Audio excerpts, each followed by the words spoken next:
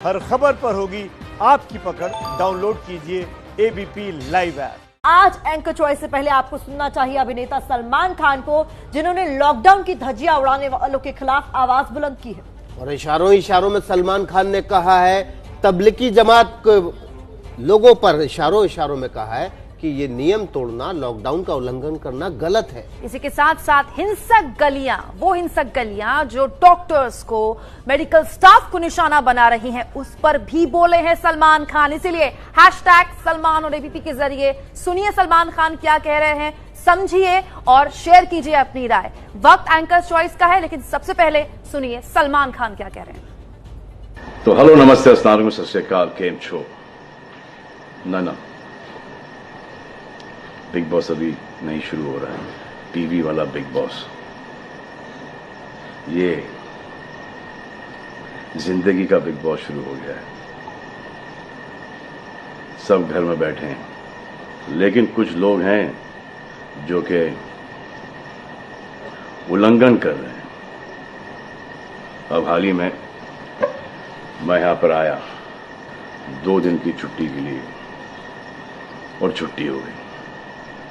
मेरी नहीं, हम सब की। ये कोरोना कोविड-19 ने सबकी छुट्टी कर दी। पहले ऐसा लगा कि फ्लू है, खत्म हो जाएगा, घर चले जाएंगे। फिर ये लॉकडाउन हुआ। जब ये लॉकडाउन हुआ तो मामला बड़ा गंभीर, बड़ा सीरियस हो गया, क्योंकि यहाँ पे पूरा खानदान है, पूरा परिवार है। हमारी अम्मी है, हमारी 2 बहनें हैं, उनके बच्चे हैं, और कुछ काम रिलेटेड लोग आए थे जो कि अब जाके इस कोरोना वायरस कोविड-19 के अंदर दोस्त बन गए। तो यहाँ पर हमने एक रूल बनाया कि यहाँ पर जो है वो यहीं पर रहेगा, और बाहर का कोई नहीं आएगा, और अंदर से कोई बाहर नहीं जाएगा। तो लेकिन राशन के लिए जाना पड़ता है। अब हमने कुछ वेजिटेबल्स के लिए हमारे एक बहुत ही अजीज करीबी दोस्त को पास में ही 5-6 किलोमीटर दूर एक गांव में भेजा राशन खरीदने के लिए। तो आजकल पुलिस का बहुत ज़्यादा पहरा है, जो कि बहुत अच्छी बात है, बहुत अच्छा काम कर रहे हैं। अब पास तो था उनके पास गाड़ी का, तो वो गए, उनको पुलिस ने रोका। तो इन्होंने क्या किया कि पुलिस वाले से बात करते हुए उन्होंने अपना मास्क निकाल लिया। तो पुलिस वाले ने कहा उनसे कि ये मास्क पहनो, दूर हटो और ये मास्क पहनो।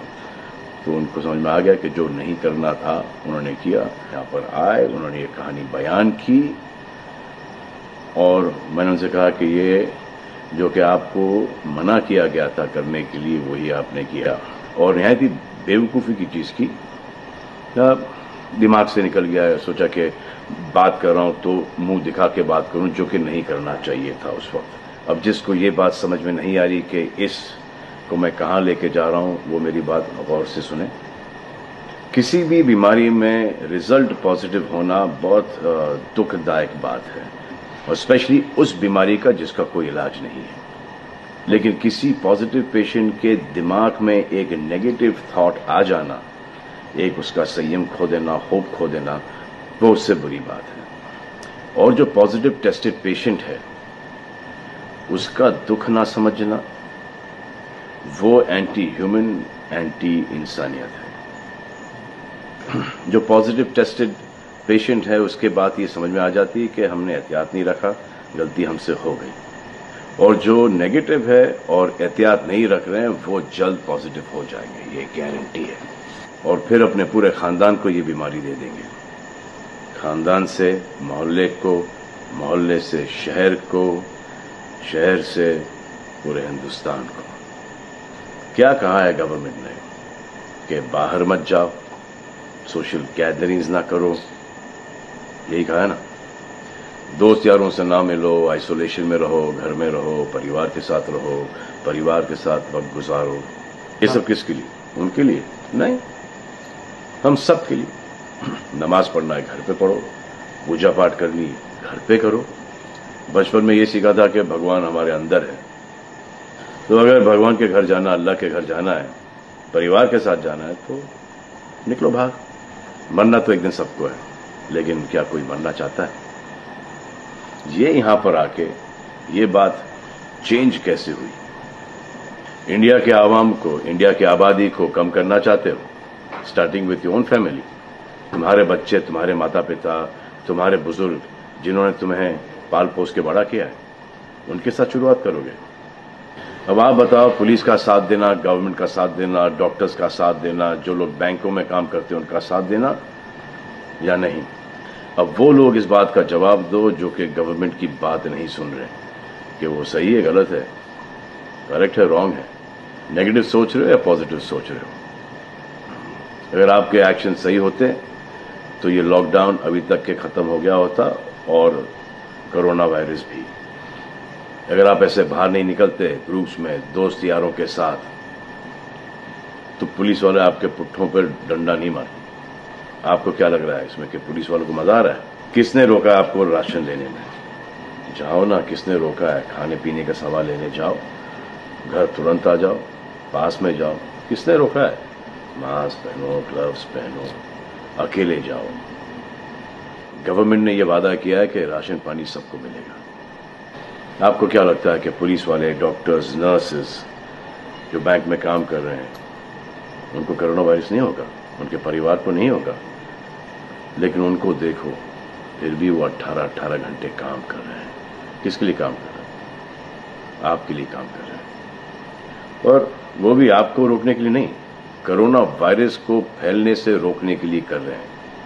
क्योंकि ये बीमारी ऊंच नीच, जात पात, अमीर गरीब, छोटा बड़ा, कम उम्र, हम उम्र, बड़ी उम्र कुछ नहीं देखती। अब ये पुलिस वालों की ड्यूटी है, वो निभा रहे हैं। और आपकी ड्यूटी सिर्फ इतनी है कि आप घर पे बैठे, और वो भी आप नहीं निभा रहे। मैं कुछ ऐसे लोगों को जानता हूं जो घर के बाहर कभी नहीं निकलते थे। जब से ये बोला गया कि घर से बाहर मत निकलो, उन्होंने निकलना शुरू कर दिया है। कमाल है। अब जो डॉक्टर अपनी जान को खतरे में डाल रहे हैं, पुलिस वाले अपनी जान को खतरे में डाल रहे हैं, नर्सेज अपनी जान को खतरे में डाल रही हैं, और बैंक में काम कर रहे हैं, जिसकी वजह से आप अपने एटीएम और अपने अकाउंट से पैसे निकाल रहे हैं अपने खाने पीने के लिए, आप उनकी भी जान को खतरे में डाल रहे हो। ये कमाल है। डॉक्टर आपकी जान बचाने के लिए आए, नर्सेज आपकी जान बचाने के लिए आए, और आपने उन पर पत्थर बरसा दिया। जो कोरोना से डिटेक्ट हो रहा है, वाह, वो हॉस्पिटल से भाग रहा है। भाग के जाओगे कहाँ? किस ओर भाग रहे हो? जिंदगी की ओर भाग रहे हो या मौत की ओर भाग रहे हो?